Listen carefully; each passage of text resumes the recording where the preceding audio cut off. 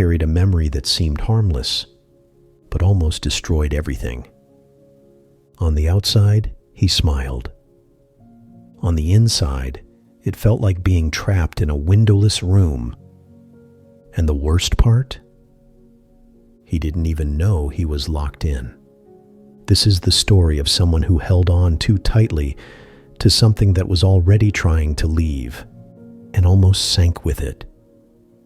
But by the end of this video, you'll see what happened when he finally let go of what he loved the most, and discovered that real love doesn't cage you.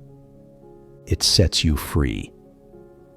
If you know someone carrying silent pain, hit like right now.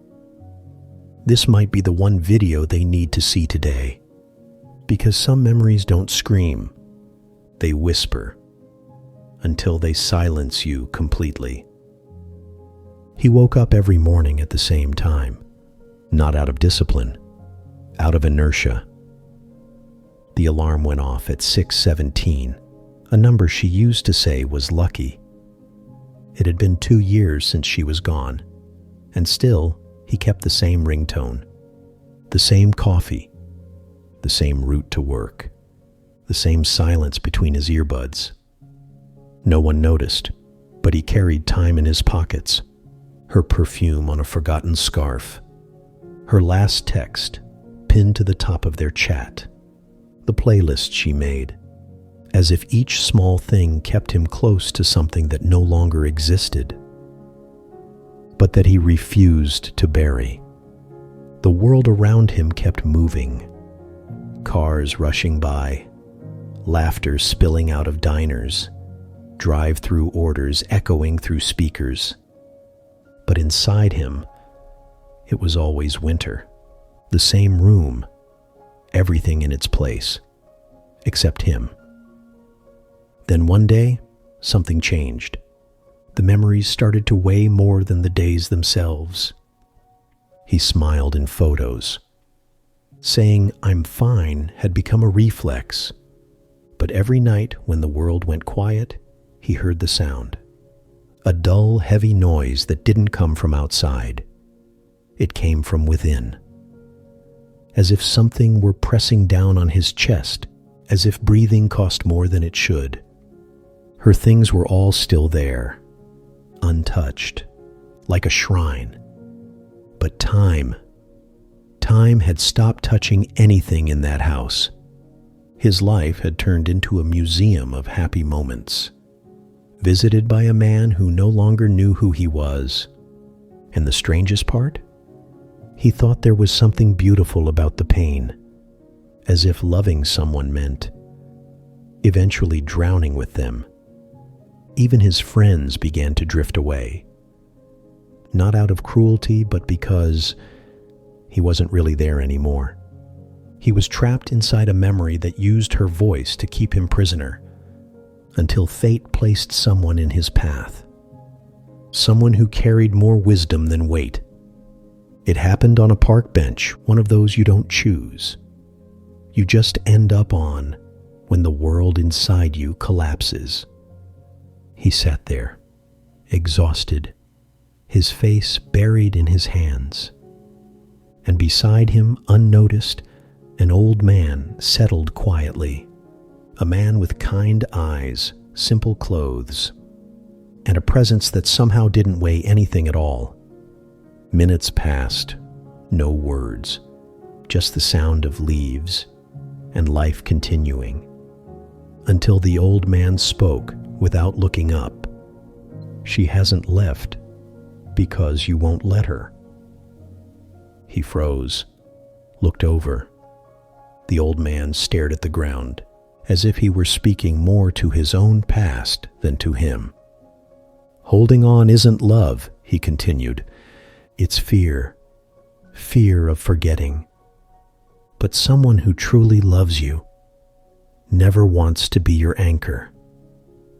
He didn't answer, but for the first time, he felt the ground shift beneath him. The bird didn't understand, but fate was about to make sure he did. That night, the rain came without warning. The sky fell apart, almost as if it knew what was about to happen. He walked home, drenched, unhurried, stopped at the bedroom door, took a deep breath, opened her closet. Piece by piece, he picked up what he'd sworn never to touch again: her favorite sweater, the book with her handwritten note inside, the cracked mug she loved. He laid them all on the floor, looked at them as if they were sacred relics, and then he dropped to his knees. But he didn't cry. The tears were long gone. It was deeper than that. It was as if he were breaking in silence. And in that moment, he finally understood. It wasn't her holding him there. It was all the versions of himself that refused to let her go, because real love had left a long time ago, but he was still living inside that scene. And now everything was falling apart for real. Like a bird trying to fly with wings covered in mud. He tried to sleep, but couldn't. He lay down on the floor, surrounded by scattered memories, and for the first time, he wasn't afraid of the emptiness. When the silence came, only the wise would understand what it meant. The next morning arrived slowly. For the first time in months, he didn't grab his phone when he woke up. He didn't scroll through old messages. He didn't search for her voice in saved videos. He just stayed there, still, breathing, feeling what was left. When he finally stepped outside, the sky was still gray. But for the first time, he noticed the smell of wet earth, the hum of traffic, the wind brushing against his face. It was as if the world existed again.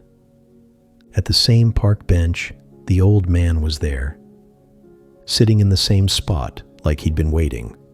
He walked over quietly and sat beside him. No words. The old man spoke first. "You've started to remember without holding on. That's how you honor the ones who leave." And before getting up, he added, "Memories are meant to guide you, not bury you." That night, he gathered everything he'd been keeping, and instead of hiding it away, he wrote a letter, not to her, to himself. Then he burned it, watched the smoke rise, felt the weight lift, and maybe the same thing is happening to you right now.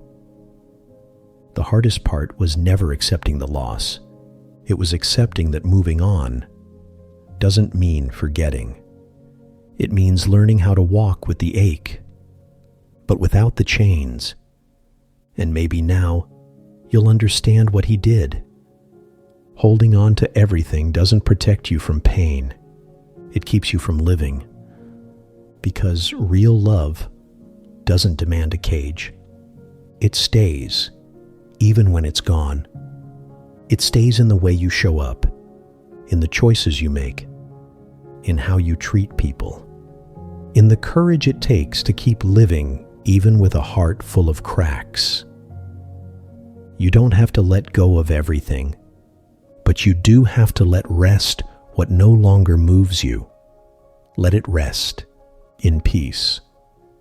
Now tell me honestly, what are you still carrying that no longer belongs to you? Who are you still writing letters to that will never be read? How many versions of yourself are still trapped in the past, waiting for a release only you can give them?